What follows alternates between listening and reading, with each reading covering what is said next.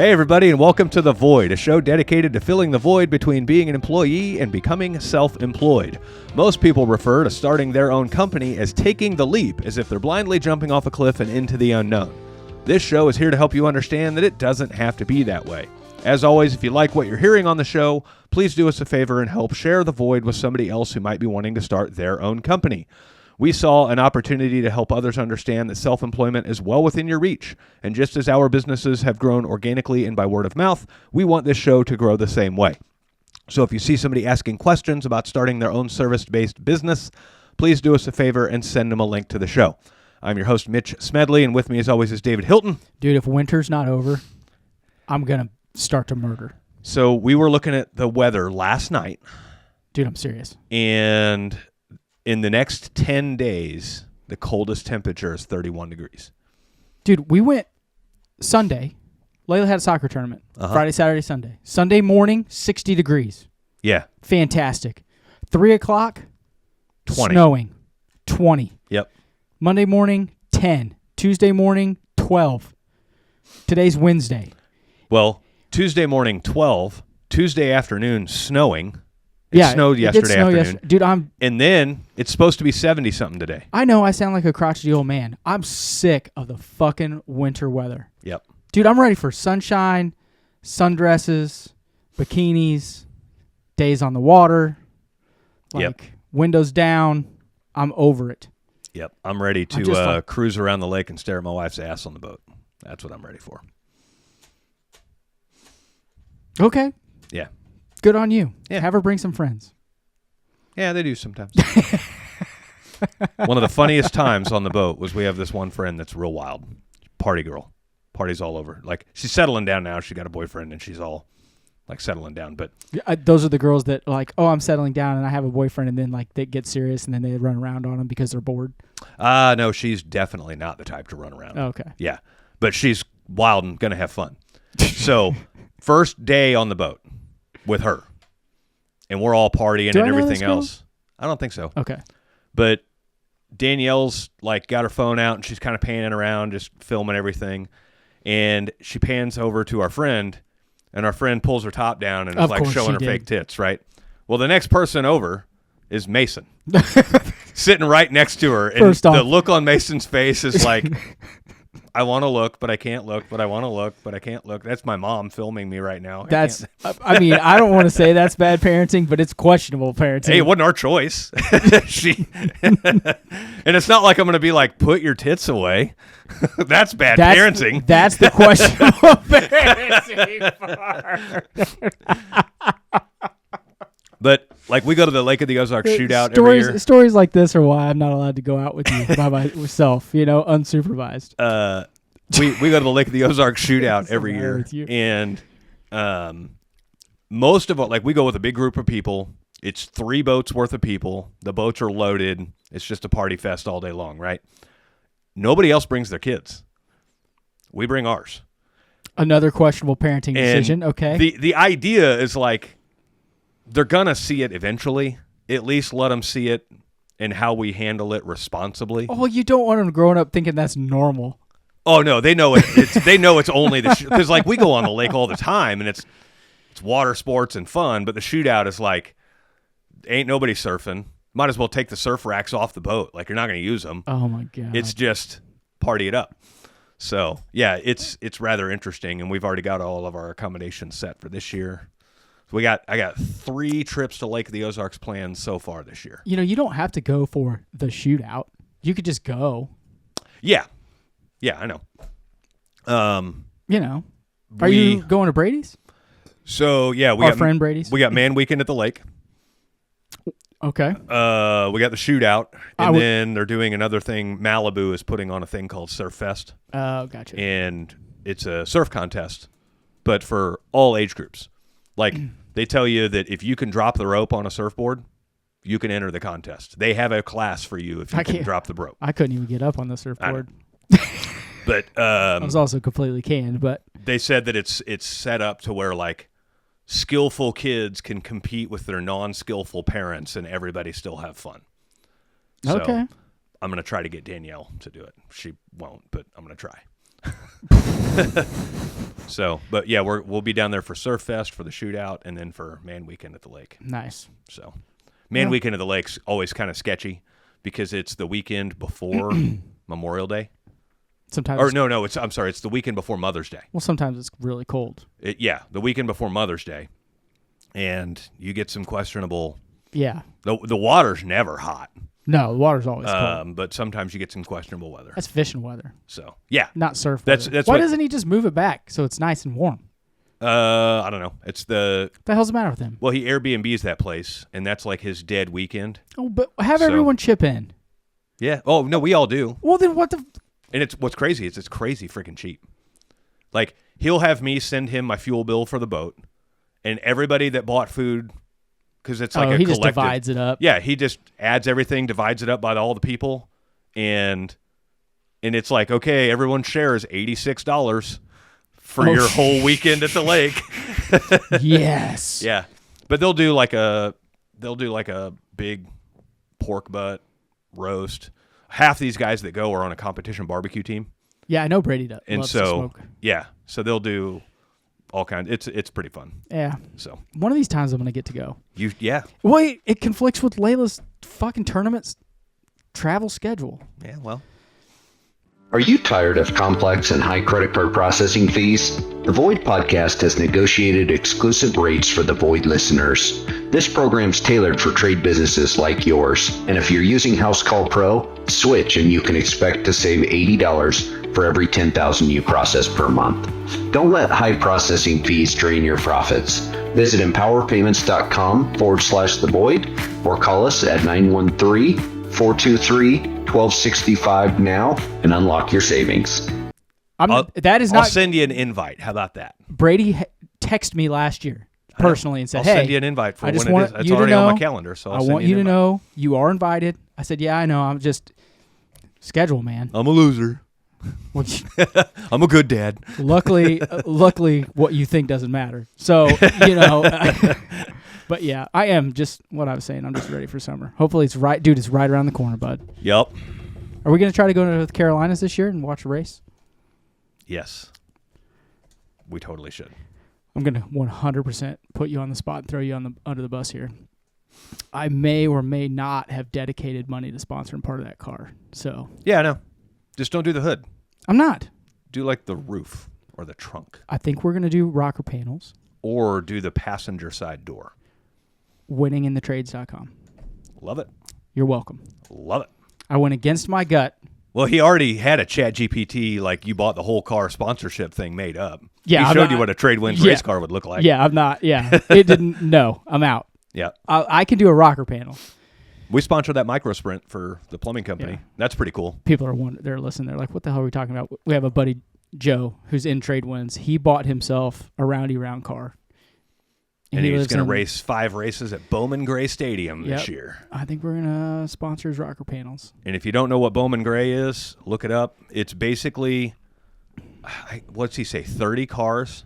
I don't remember. It depends on which race it is. It's somewhere around 30 cars. The track is the size. It's a quarter-mile track. It's tiny. It's the size of your high school running track that goes around the football field. Yeah. It's literally that size. And it's that wide. I'm actually excited to...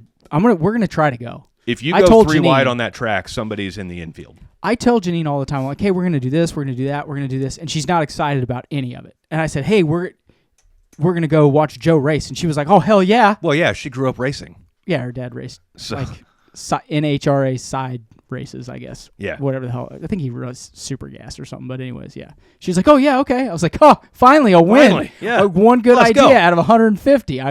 All right. Hopefully we can make that happen. That'll be fun. Should be. That'll be a lot of fun. It'll be summer. It'll be warm. Yep. Dude, bay fishing or ocean fishing is right there. Yeah. It's like 2 hours away. Yeah. I'm Joe said I'm anytime. Geographically ignorant when it comes to that area. Really? Yeah, like the Carolinas, Virginia, Tennessee's. Okay, so you know where Washington, D.C. is. Mm-hmm. Virginia underneath that. North Carolina underneath that. Right. South Carolina underneath that. Well, I mean, the I north know, and but south helps. Right. Thanks. Still can't figure out where Old Mexico is, but we got a new one. You know where old Mexico is. It's called Tijuana. No, like whenever you start going like east and west, and it's more like cities. It's like I understand where the states lay out. You don't understand where Raleigh is. Yeah, like you tell me Raleigh, and I'm like, is that near the coast or is that way inland? Right? Yeah, And I get next week we're going to Maryland with one of our clients and doing like a kind of a business makeover thing for them. And like I understand Maryland's split by this big giant bay. And so when I'm telling people about it, I'm like, I don't know what you call it, but we're on the east side of the bay, the sliver of Maryland. And they were like, we call that the East Shore. And I'm like, okay, cool. That's where we're going. Did you know that is, I think, actually split into 2 states, too? Yes. Yeah, there's another state. I didn't know there. that. Yep. I do know that. You know that I don't handle dense populations well. Yep. We'll see how I handle it. I'm probably going to have I want to see how you handle the bridge that we have to drive over. I am going to I don't know what the bridge is named, but it's this. I'm going to look it up. I've it's rented the scariest the car. bridge in the world, apparently. I've rented the car, but I'm putting your name on it and you're driving. I'm navigating only. I can't drive and then listen to you fucking tell me where to go. I'll drive right off the fucking bridge on purpose and fucking kill us all. I typed Maryland Bridge, and it pulled up dental repairs. That's fucking weird.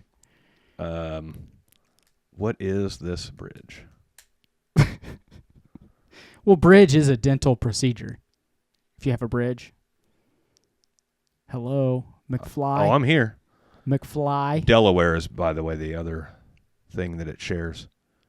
Yeah, Maryland, and then Delaware's on the William east Preston side. Lane Jr. Memorial Bridge. Let me see the picture. Flip your phone around. That's a long fucking bridge. Yeah, we're staying right here.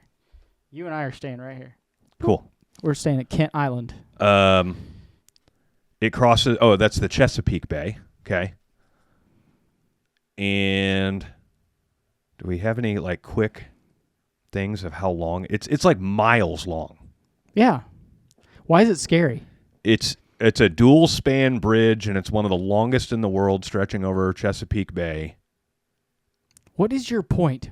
That it's scary and it's long? Yes, apparently it's I don't understand. Why is it sketchy? Apparently it's one of the scariest bridges in America. Okay. So, yeah. It'll be fine. Then, I mean, if we have fun with that, we'll have to go down to George Diaz and go across that Lake Pontchartrain Bridge. That is the longest bridge in America. Oh, really? Yeah. I haven't talked to George in a while. It's I not. miss him. It's not Florida Keys long, because Florida Keys is like there's islands along the way. First off, nothing. I would never live in the Florida Keys. You can't get out of there unless you got a plane. Like I'd be, you know what I mean? Yeah. Somebody crashes on that bridge, you're stuck. Like the feeling of being trapped. Yeah. It's like the feeling of drowning. I'm out. Yeah. I just nope. That's why I don't want to live on a coast. Like being in the middle of America, I can go any direction, anytime I want. Living on a coast, I'm kind of limited. Like let's say I lived in California, I can't go left. I can't. I think you mean west, but whatever. But like, you just feel like you're living on an edge of something. I don't think, you know what I mean? As long as I can go one way or the other, I'm fine. I'm more of, if someone blows this bridge, I can never leave, and that freaks me out. Yeah. It's like True Lies. Great movie. Great movie. Yep. Yeah. What do you want to talk about today, buddy? Today, people are probably tired of hearing us babble about racing and fishing and all that kind of fun stuff. Today we're going to talk about how in business you can literally do anything you want. And okay, what this means is like we place so many limiting beliefs on ourselves, and you combine that with limiting our creativity, and you combine that with giving up at the first ounce of failure, and that's why most people aren't where they want to be. And where this kind of spawned from was Danielle and I were talking last week at date night about it was a really cool conversation, because she was kind of talking about like having like Elon Musk kind of money to where like you could literally just do whatever you want. And the conversation very quickly turned into most people want that kind of money, but most people don't want the work ethic and the discipline it takes to achieve that kind of money. And they don't want the sacrifice that it takes to achieve that. And so, and she wholeheartedly agreed. And she's like, yeah, I don't miss that. Like, I'm not mad I don't have it because I recognize what you have to do to have it. But she's like, it would be kind of cool to be able to just solve problems with money, right? And so we see it a lot in trade winds. We see it a lot in just business in general, where people say they want something, and on the surface they probably do want it, but that's not a lie. They want it. They want the result. They don't want the work that goes into it. And so like 2 years ago, I guess maybe now almost 3 years ago, I don't know. When did we go on the ski trip? And I got COVID before the ski trip. 2 years ago. 2 years ago. Well, 3 years now because we didn't go this year. Go this year, right. So 3 years ago. We all had it like right before we left. Yeah. But you had it like the week before. Yeah, I was doing 75 hard. Yeah. And I had to quit 75 hard because one of the ways to feed or one of the ways to get over a virus is you just have to feed your body. Yeah. Give your body the nutrients it needs to fight the virus. Well, you can't starve your body. Yeah. And which is what you were through doing. 75 hard, I was starving my body. And so it's like, man, we got this cool ski trip coming up, and I am going to be in no condition for the ski trip if I don't get healthy. Yeah. And no, I guess it wasn't COVID. I think it was influenza B or something like that. I don't remember. But you were sick But as I was fuck. sick. We didn't podcast for 2 weeks, I think. Yeah. You were sick as fuck. But I got all the way down to a 6-pack. And I was like 41 years old or 40 years old or something like that. And like I had made I wanted to be a 40-year-old with a 6-pack. And a lot of people say, yeah, I want to be a 40-year-old with a 6-pack. But then they'll go on one walk and be like, well, that sucks. I'm not doing that again. Yeah, it does suck. They'll eat their diet for like one day. Yeah. And then give up. And realize, man, tacos are delicious. They'll go to the gym like once or twice or maybe even for a week. And then after a week of going to the gym and all their joints hurt and their muscles hurt, they convince themselves, the 6-pack ain't worth it. Well, they don't convince themselves. They may just realize it's not worth it. Could be. You know what I mean? Yeah.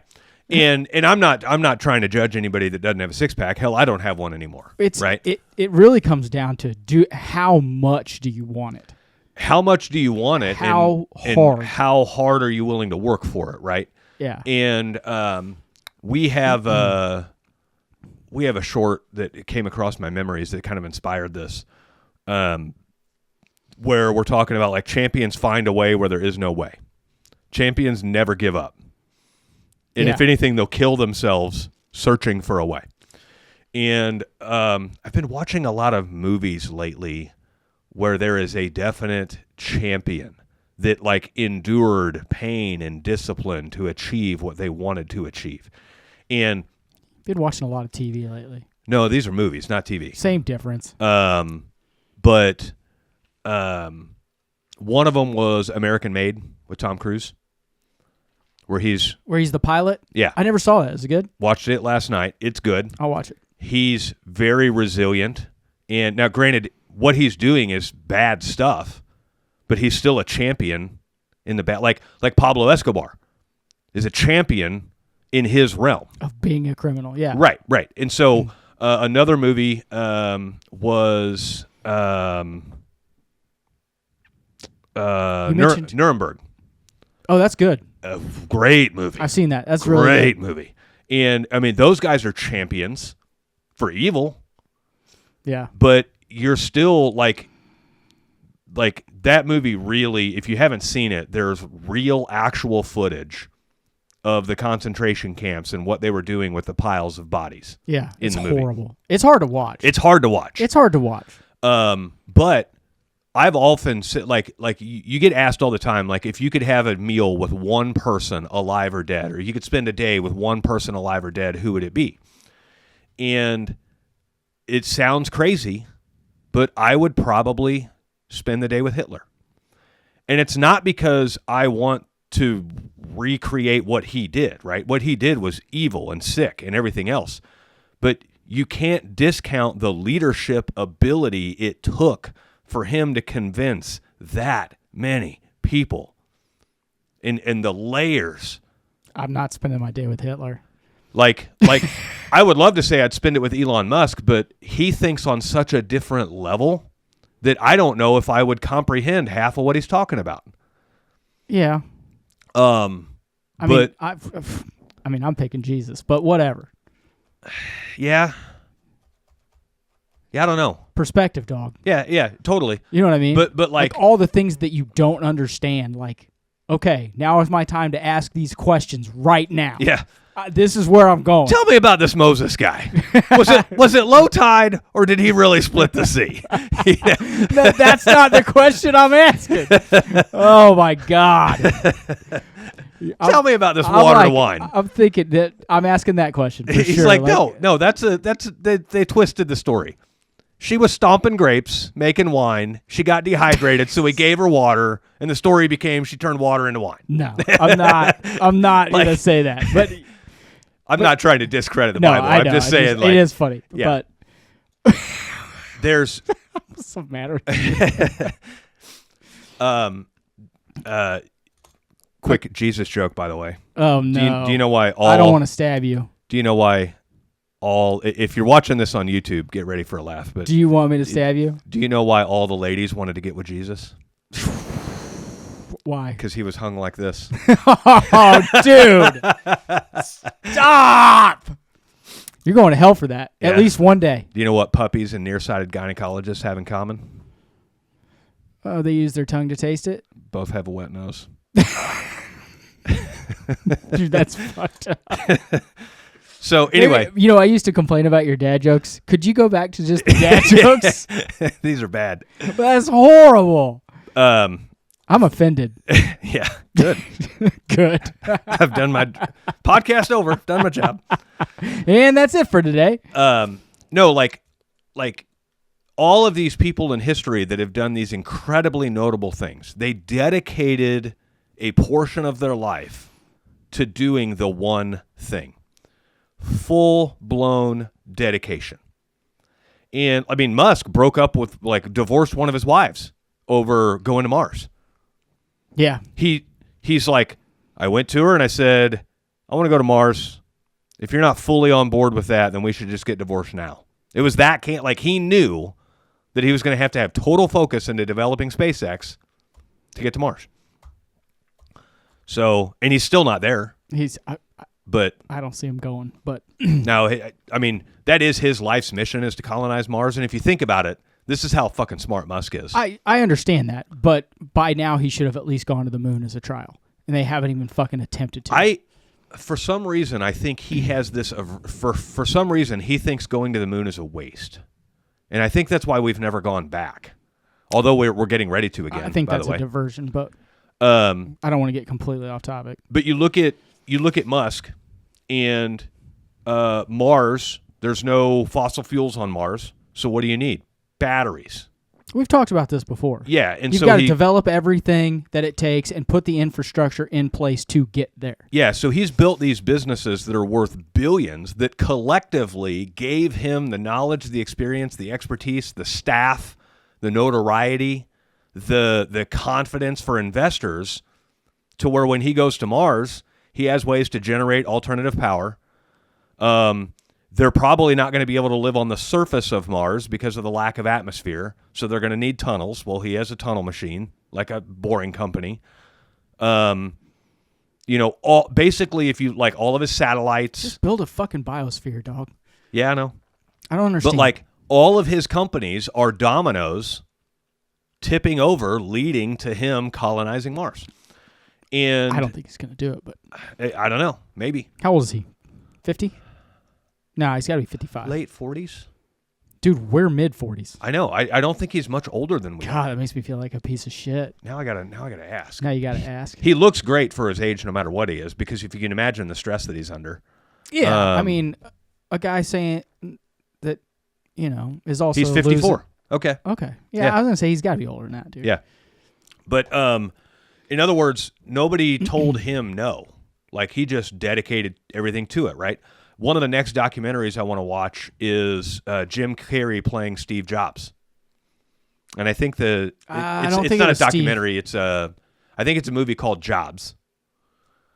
But was that Jim Carrey? I think it's Jim Carrey. I've never seen the it. trailer is him talking on a corded telephone, the classic 80s telephone, corded 80s telephone. We should go back to that. And he's talking on the phone with investors. And they were like, he's like, do you use a typewriter? Yeah. Okay. Imagine merging your typewriter with your television. And they hang up on him. like you're fucking crazy, right? You crazy son of a bitch. Yeah.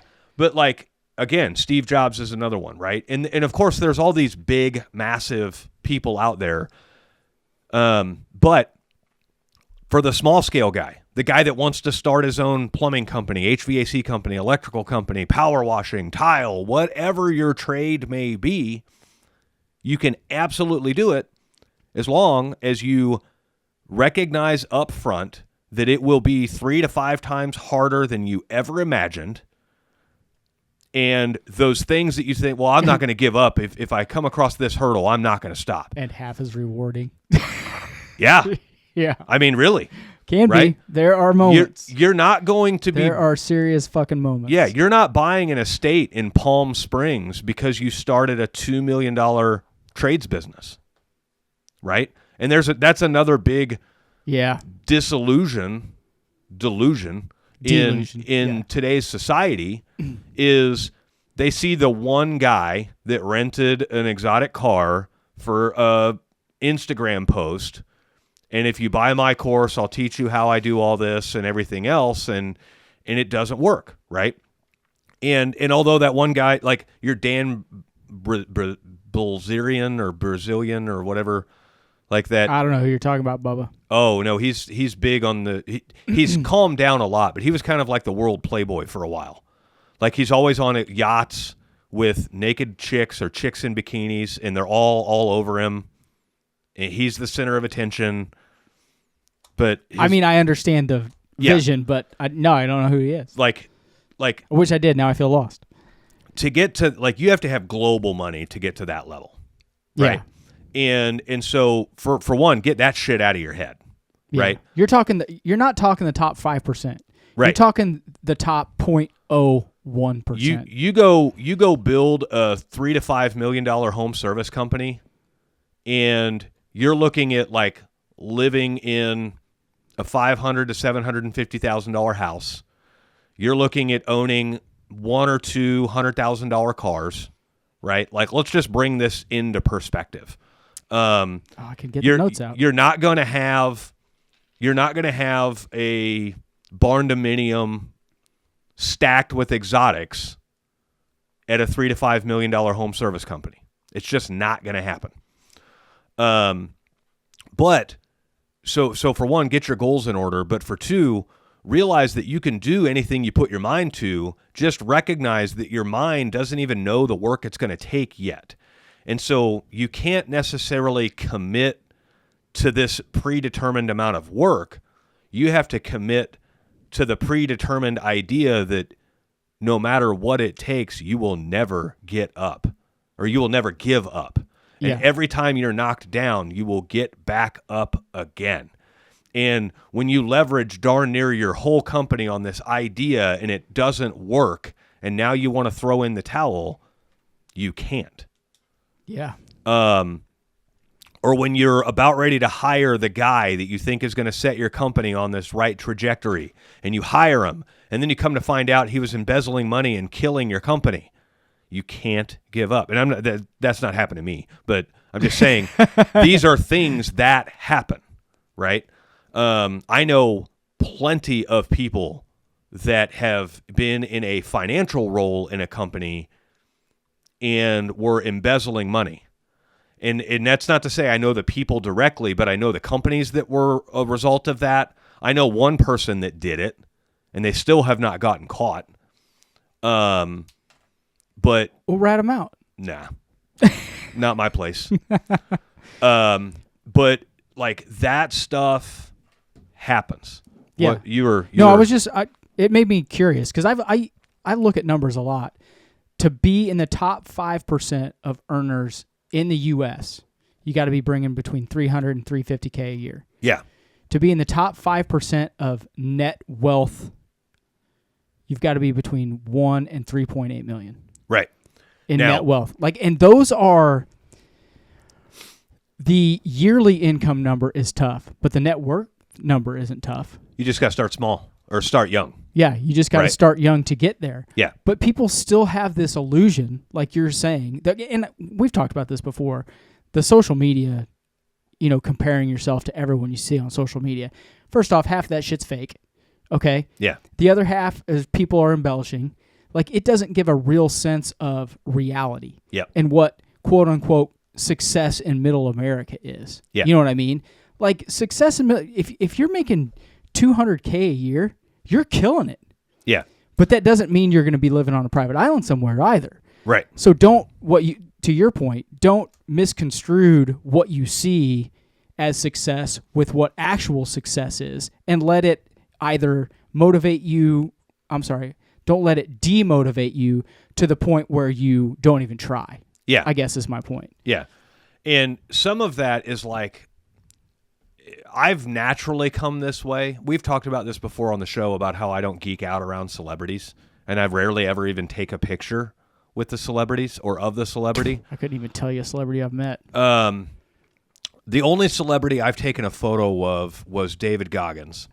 Oh, you told us a few shows ago. Yeah, and that one was because I was at a very interesting low point in my life, and I met David. David Goggins was his whole mantra is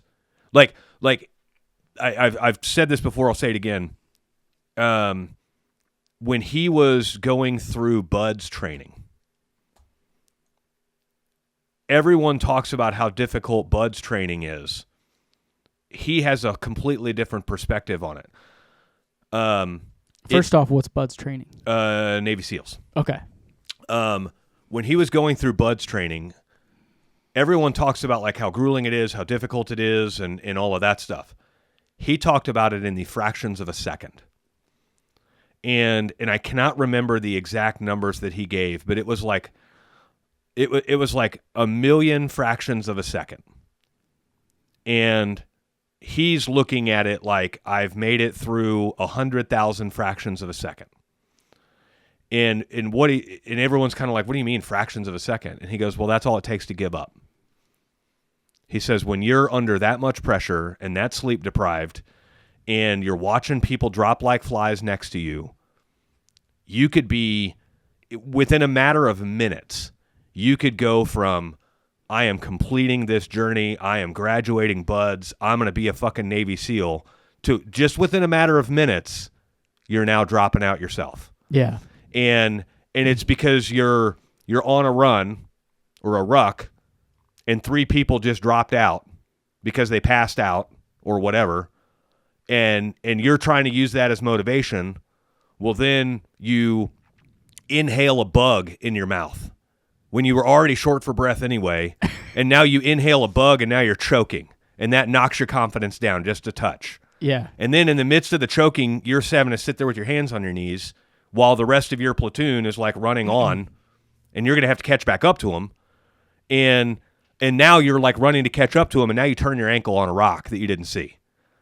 And all of those little things are just knocking you down a peg and knocking you down a peg.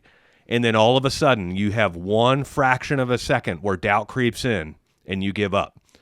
And so he looked at it in small little tiny slivers like that of I just got to make it to the next fraction of a second.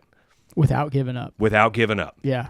And it's not about how much time I have completed. It's not about how much time I have left.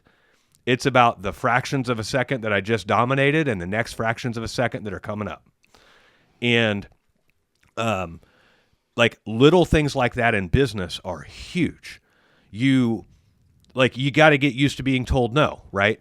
Let's say you want to go buy your first van and you go to a bank and you apply for a loan and they say no. Yeah. How many people are well, I guess business ownership isn't for me. Well, and they're just so discouraged by the moment and then they take everything that person said to heart, and they're like, I'm just not going to be able to do it. Yeah. I can't, there's no way I can go to another bank and take this level of disappointment again. Yeah. Sure you can. Yeah. You're not going to die. You can be told no by 100 banks, and the 101st one says yes. Yeah. And that legitimately happened in our business. We wanted to upgrade our fleet, so I bought my first van financed. I bought the next 2 vans cash. Those vans were too small. We needed to upgrade the size of the vans. So I went to the company that I had been banking with that have seen all of our cash flow and everything for the company. It was BOK Financial, Bank of Oklahoma, here in Kansas City, of all places. But I went to BOK Financial, and I'm like, hey, we want to trade in our 3 vans for 3 new ones, but these new ones, now it's COVID pricing and everything else, these new ones are $70,000, so I need loans. And they said, absolutely no. And this is my bank that I've banked with for a year and a half, 2 years. They've seen the cash flow. They've seen stacks of cash showing up, and then I'm reinvesting that back into the business and all of this stuff. They've seen all that. Yeah. And they told me no. I went to a bank that I've never set foot in before, that I've never done anything with. They're right down the block, and they were like, yeah, how many loans do you want? And they gave me, take our money. They gave me 5 loans. Yeah. BOK Financial wouldn't even give me 1, right? Now, if I would have given up after if I would have taken it to heart that man, they know all my finances, that was my best shot at getting a loan, and they said no. So I don't stand a chance with any of these other banks. Yeah. If I would have let that discourage me, that's the fraction of a second I would have given up, and my company's trajectory would have forever been altered, right? Persistency is a real thing, man. Very and you real can thing. develop it. Yeah. I wasn't going to say this on the show. I bought that car, right? Yep. Same thing happened to me. We have Haggerty Insurance on our 68 Camaro. That's a great restored car, right? Yep. I think I am their customer. I'm going to call them and get insurance on this car. Yep. I call them. They tell me no. I'm like, what do you mean no? Well, you've never had a supercar before.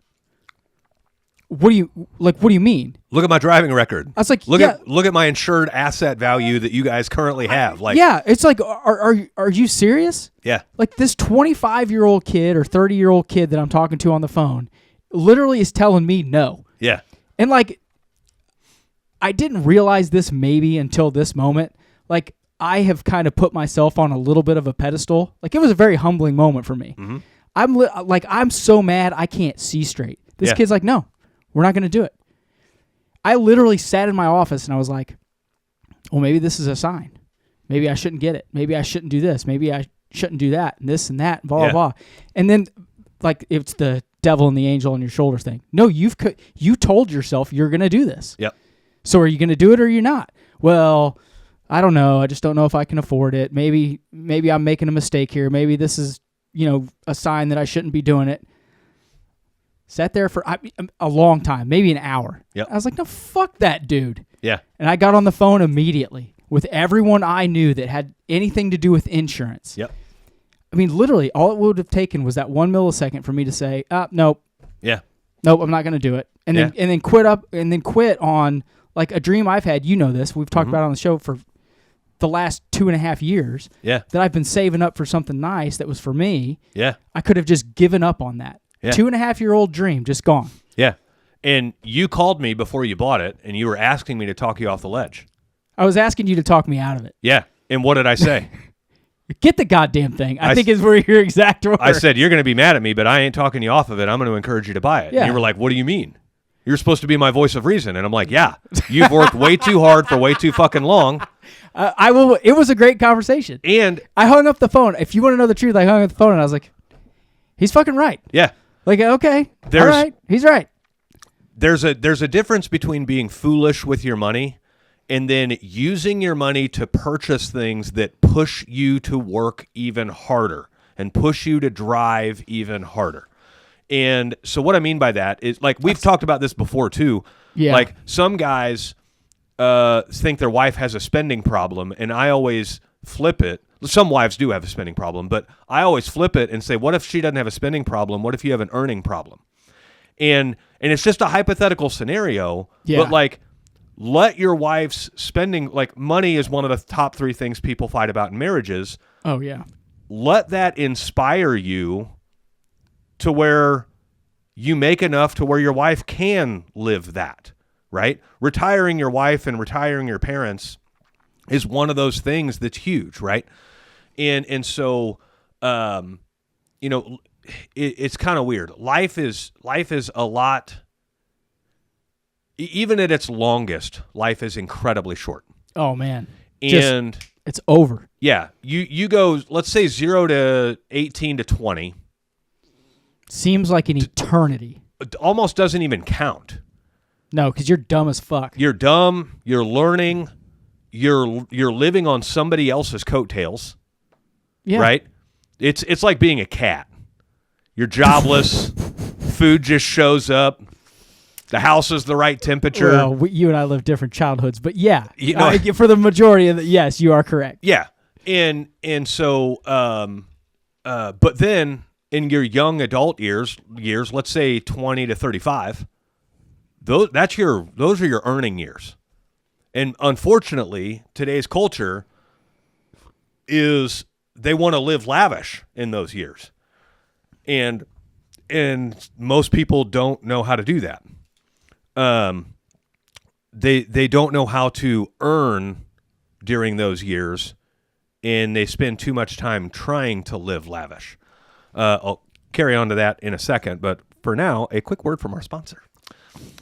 FieldPulse is the field service management software for field service pros like you. Whether you're a small business looking to grow or a larger company ready to scale, it's got everything you need all in one platform. It's got advanced features to run your CRM, your estimates and invoices, your scheduling and dispatching. It'll provide good, better, best proposals. It'll run your maintenance plans, and it'll even import the TradeWinds price book. Plus, FieldPulse integrates with the software you're currently using like QuickBooks Online and your desktop PC, so you can hit the ground running without changing everything about how you work. And by simplifying your day-to-day operations, FieldPulse saves you time, keeps your team organized, and gives you the tools to increase productivity and profitability. And it's not just David and I saying this. FieldPulse has earned an average 4.8-star rating across over 600 Google reviews. To learn more, head over to fieldpulse.com. That's FieldPulse.com.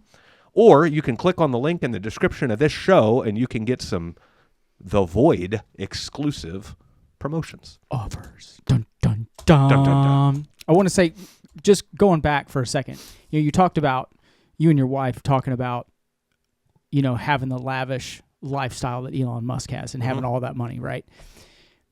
I think all of it kind of ties together, and I'm going to try to tie it together, and you're going to obviously have to help me probably, but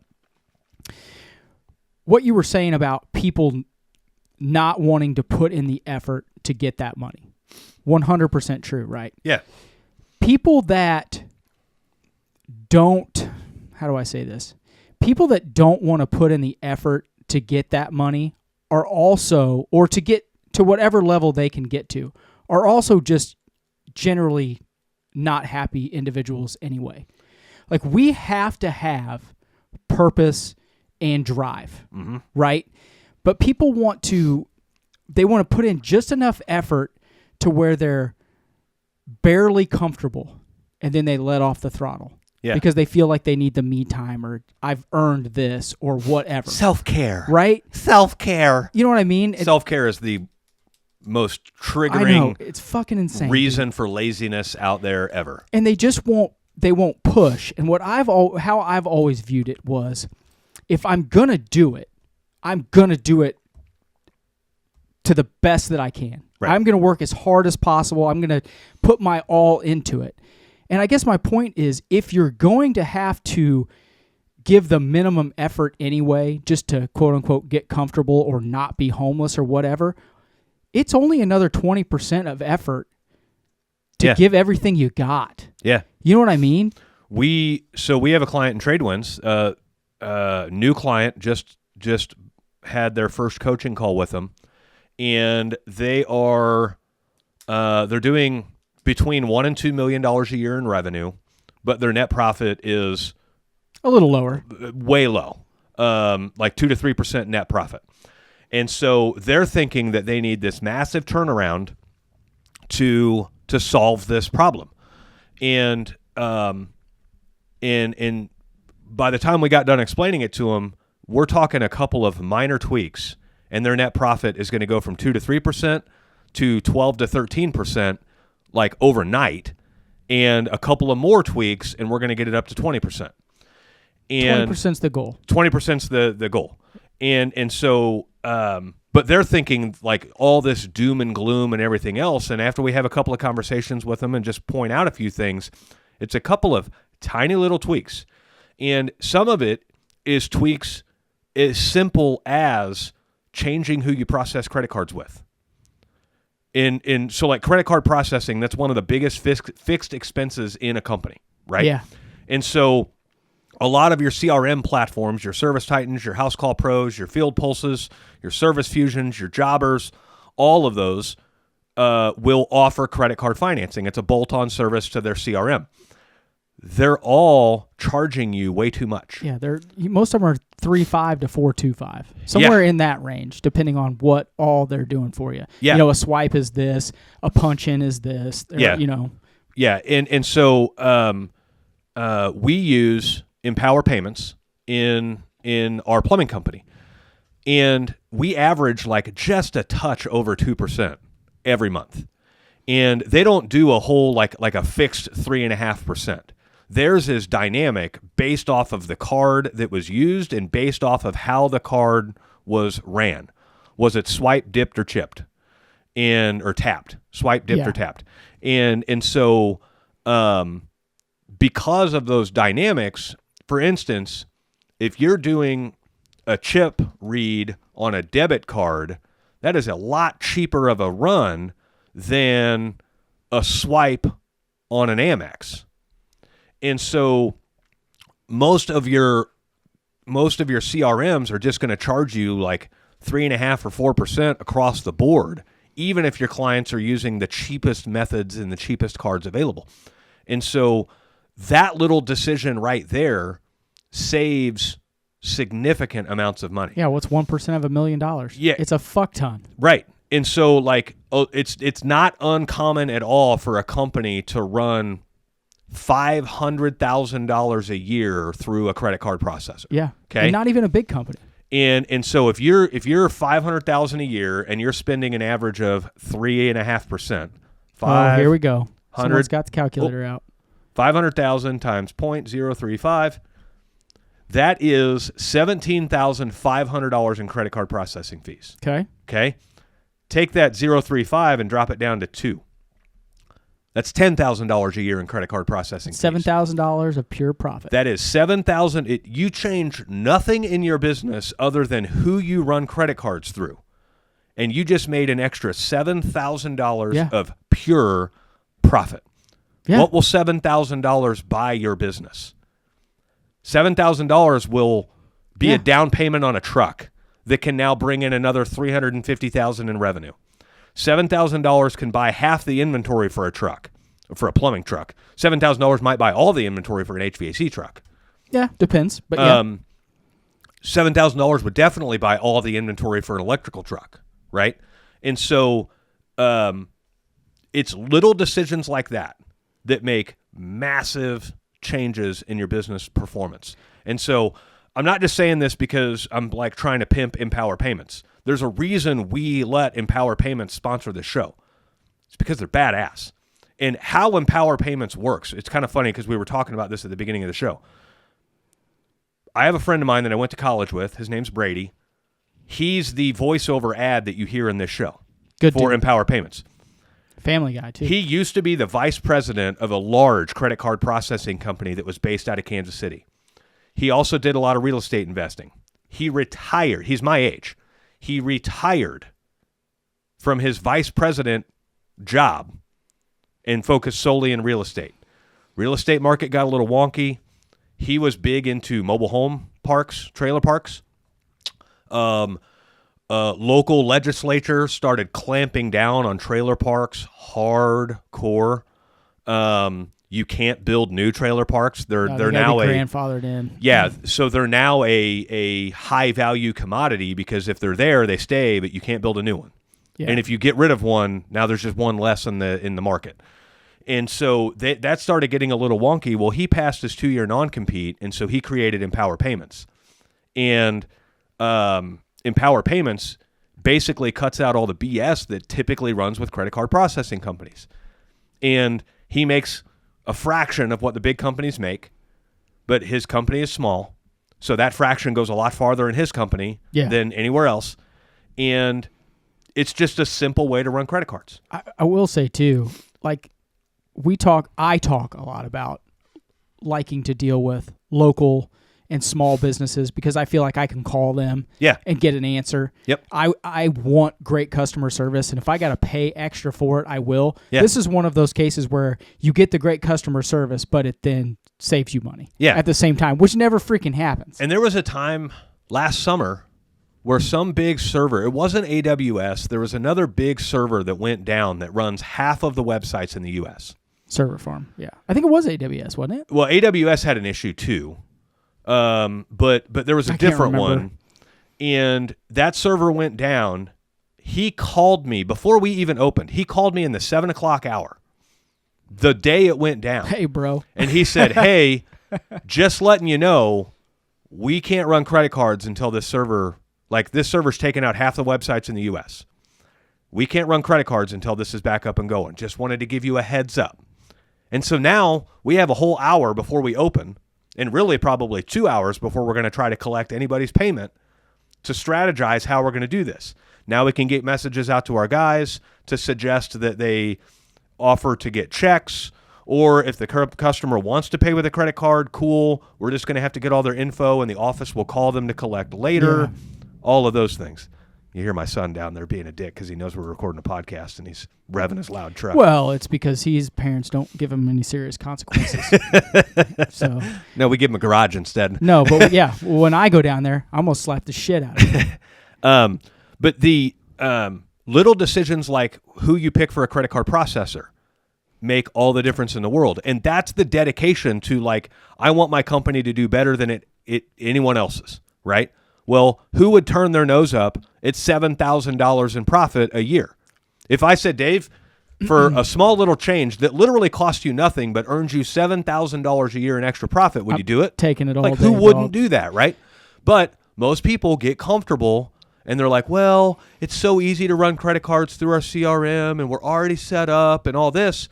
And they don't realize that it's that mentality right there that is keeping them from getting their business to a point where they want it to be. Yeah, it's not about the credit cards. It's about every decision you make. Yes. If it's just a little bit of extra work for you, it shows your lack of dedication inside of your business. Yeah. Like, that's what it takes. If you want it to be successful, like really, if you want it to be one of the top 5 companies in your area, top 10, something like that, every little bitty tiny piece of extra effort that you have to put in is what it takes to get there. Yes. And to the point of the show, like, you make business what you want business to be, right? Yeah. Well, do you want to be mediocre and in the middle of the pack and have to fight for leads and worry about good employees leaving? Yeah. Because you're lazy? Yeah. Because you don't want to put in the extra effort of, I have to process this credit card outside of my CRM. Really? Yeah. It's 3 freaking clicks.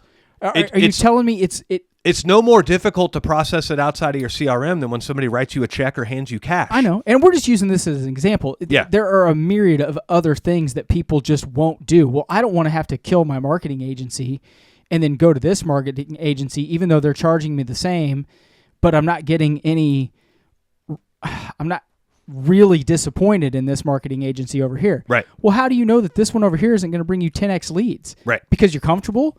Right. And you're okay with it? So you're just basically saying, I'm okay with mediocre. Is that what you're telling me? Like, these are conversations we have inside of TradeWinds. Yeah. You're telling me you just want to be mediocre. Well, no. Well, then what the fuck are we going to do here? Yeah. And sometimes you have to have someone, like, really, enforce that to you. Yeah. Sometimes you have to look in the mirror and be like, I've got to do something different here or this isn't going to work. Well, all of those successful people that you look up to where they have successful businesses, it's because they removed their emotion from all the decisions and they made business decisions, right? It's a business decision to process credit cards outside of the CRM. I don't know how many people fight this battle. You have a fleet of trucks, you have employees driving those trucks, they get to take them home, and there's a lot of companies that battle cleanliness of the trucks. guys, I really need you to take your trucks and get them washed. They don't want to. They don't want to make their employees upset. It's like, dude, come on.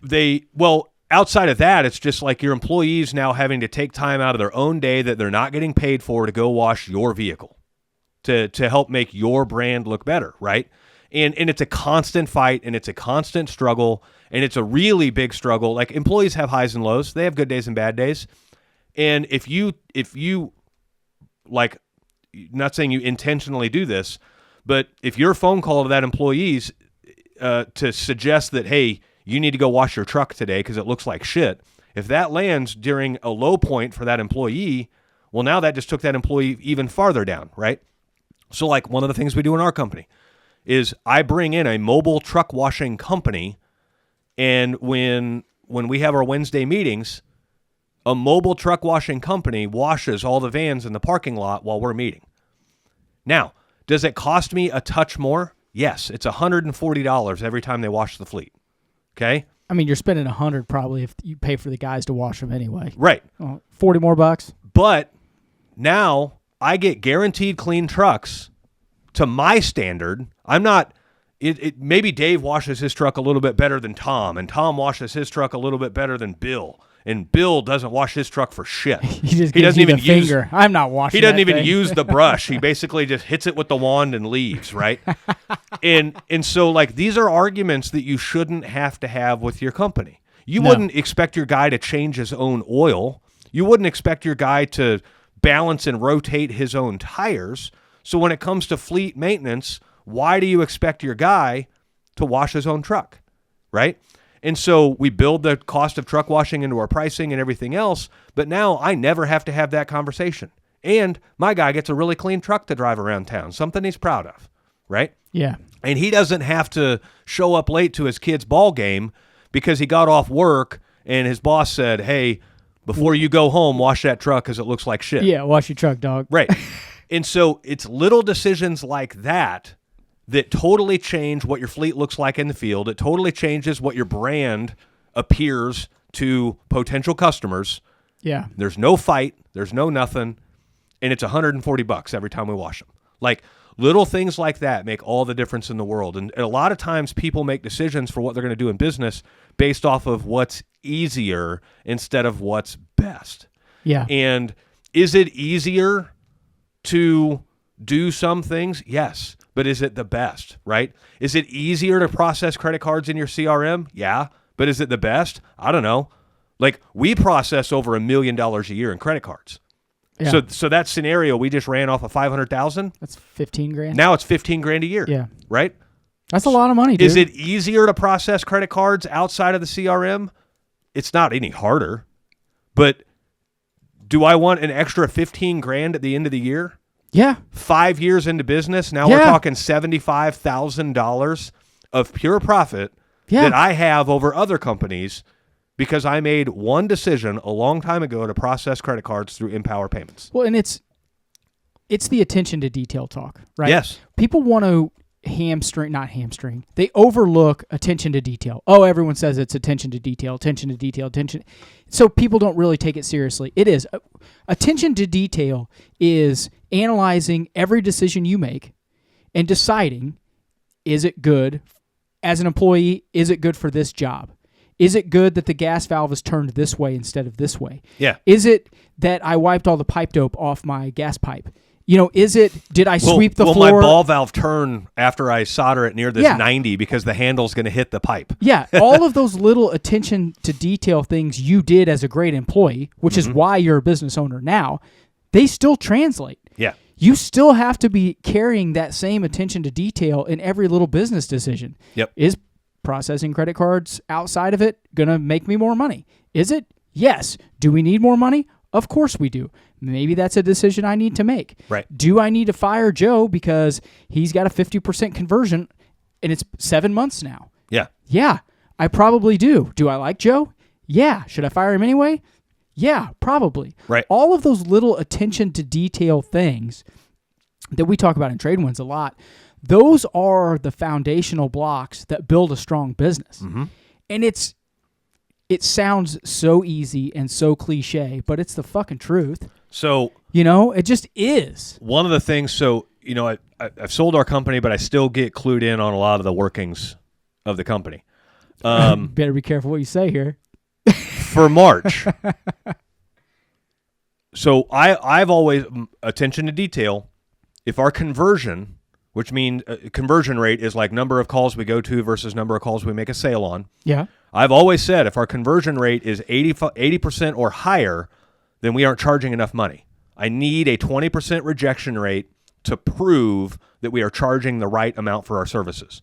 In other words, I don't want to be the right price for 100% of the customers out there. Yeah, that means you're leaving money on the table. That means you're leaving a lot of money on the table, right? So typically we run 67 to 70% conversion. This month, we are 12 business days into the month. Yesterday was March 17th. For the month, we're at an 85% conversion rate. For you, I know your price isn't high. That means guys aren't offering big enough options. Could be. That would be my guess for you. I mean, our average ticket is very low. Yeah. Right? And so, but when you raise your price, your average ticket goes up, your conversion rate drops. Yeah. And so on. But like there is there's a conversation I'll need to have with our manager about that. And there is you can't let emotions come into that. As much as the manager would love to pat himself on the back and be like, look, I got our guys converting at 85%, because like it's kind of a double-edged sword. You want to convert as high as you can, but you don't want to be over 80.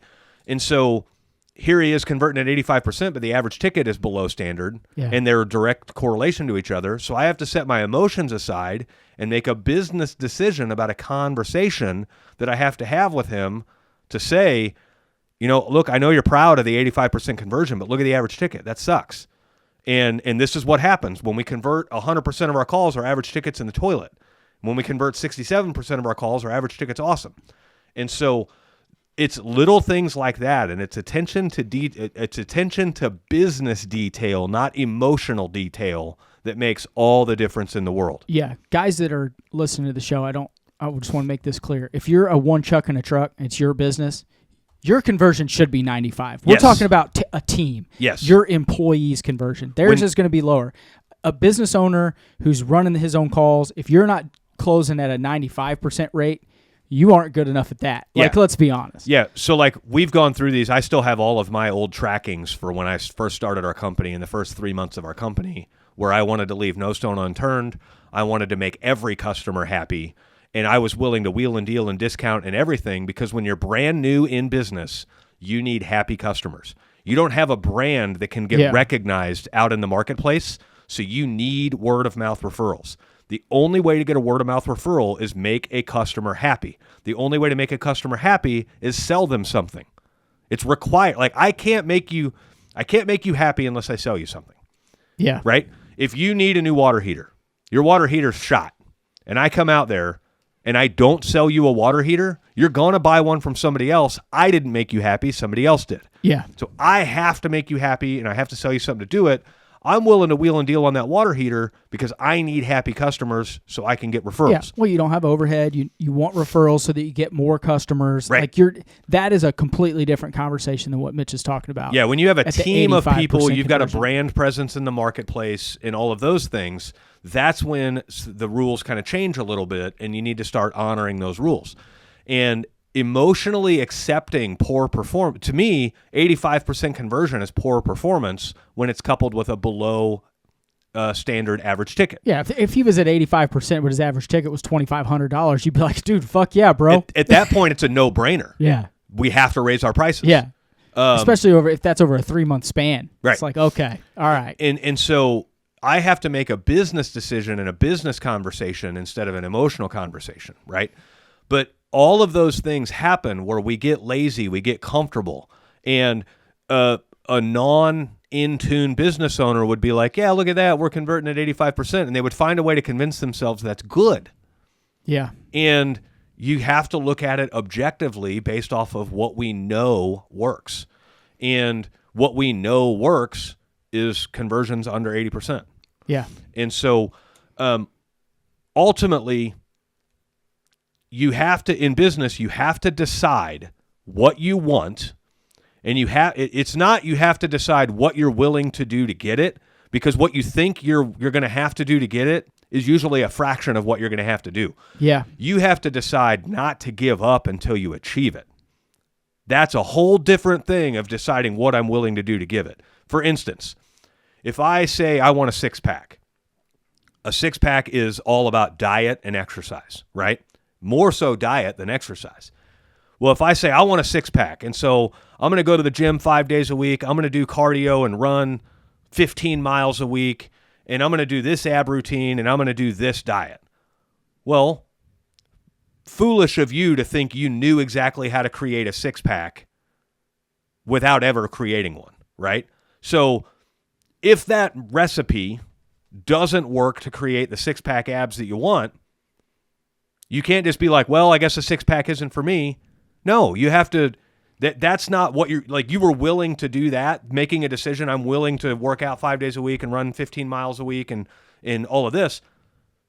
That, if that's not going to result in the results that you want, now you have to go back and refuse to give up for one, and then alter what you were willing to do. I still don't have the six-pack. Maybe I'm still consuming too many calories.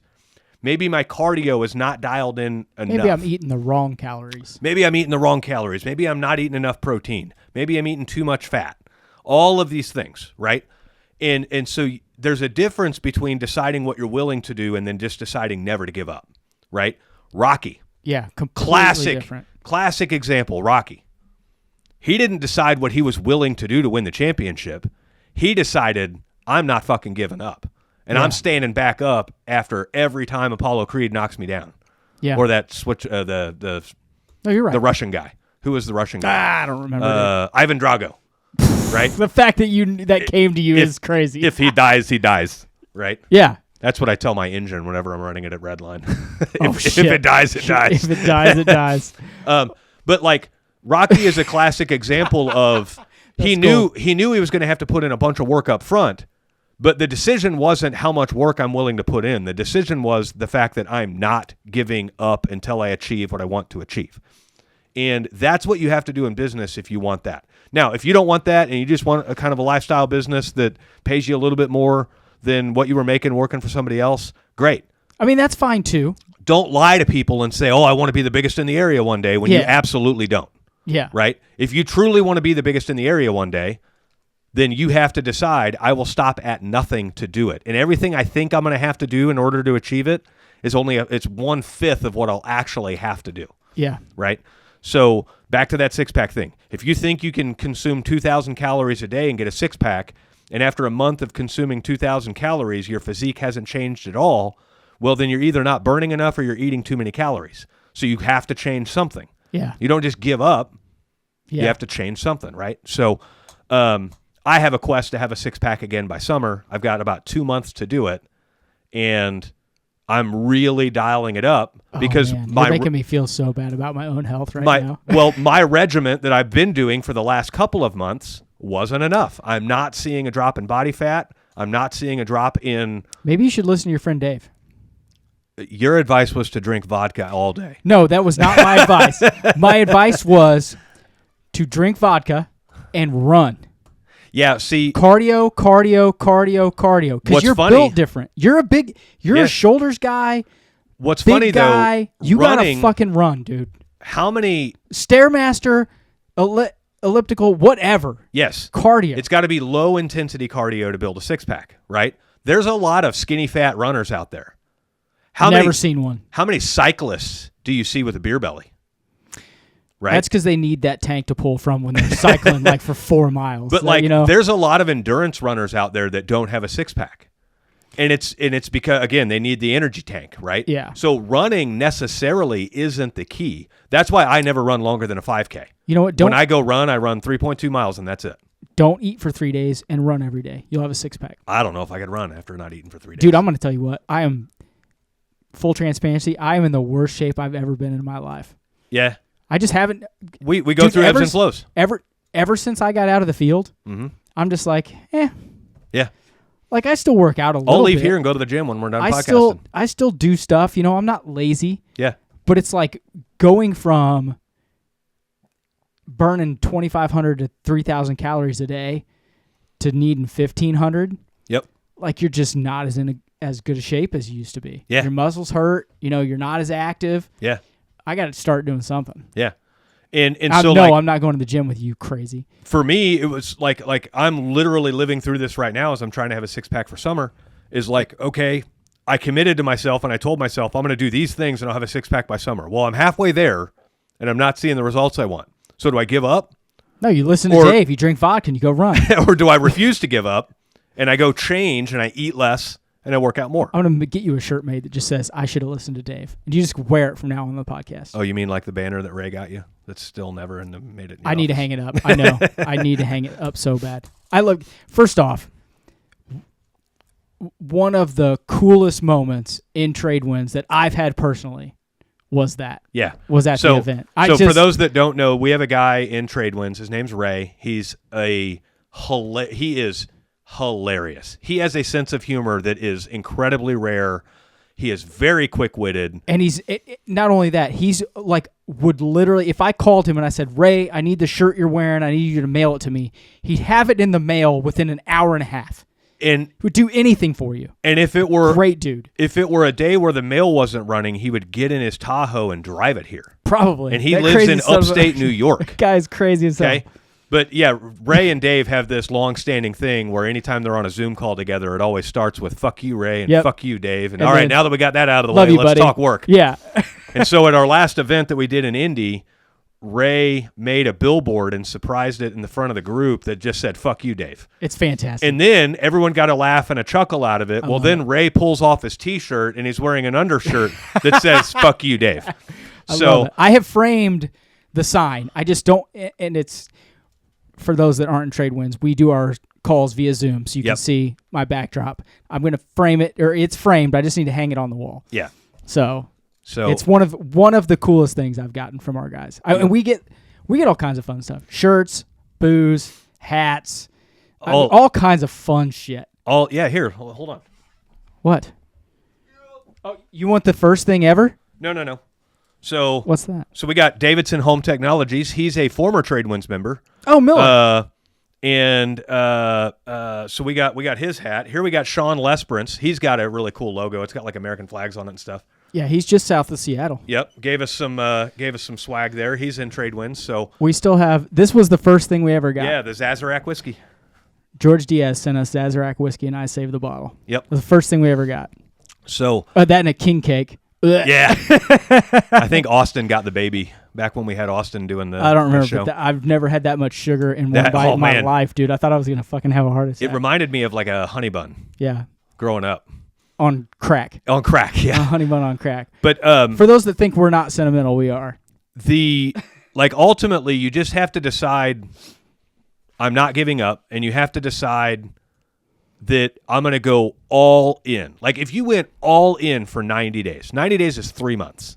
Dude, you can accomplish almost anything. You could darn near double the size. If you gave your business total focus, you could darn near double its size, especially if you're small. Yeah. That means if you're a one-truck operation, you just now have 2 trucks. Can I get you to do that for Trade Winds? It's a little different with Trade Winds. You knew it was coming. Yeah. You set yourself up for that T-ball. But like if you go all in, imagine all in, no regrets, no giving up. You will do whatever it takes. You will do 5 times more than you think it will take. Just imagine where you'd be on the other side of 90 days if you went all in. Yeah. And so that's ultimately what we're looking at in the purpose of this show is to recognize that you are in control of your own destiny. Nobody got a handout. Nobody got a fortune. Nobody got what's the trust fund? Yeah. Like those cases are ultra rare. Do not let those cases discourage you. Yeah. Right. And if someone you know has a trust fund and is giving you business advice, tell them to fuck off. Right. Because they don't know where you're coming from. How much is your trust fund? Zero. Yeah.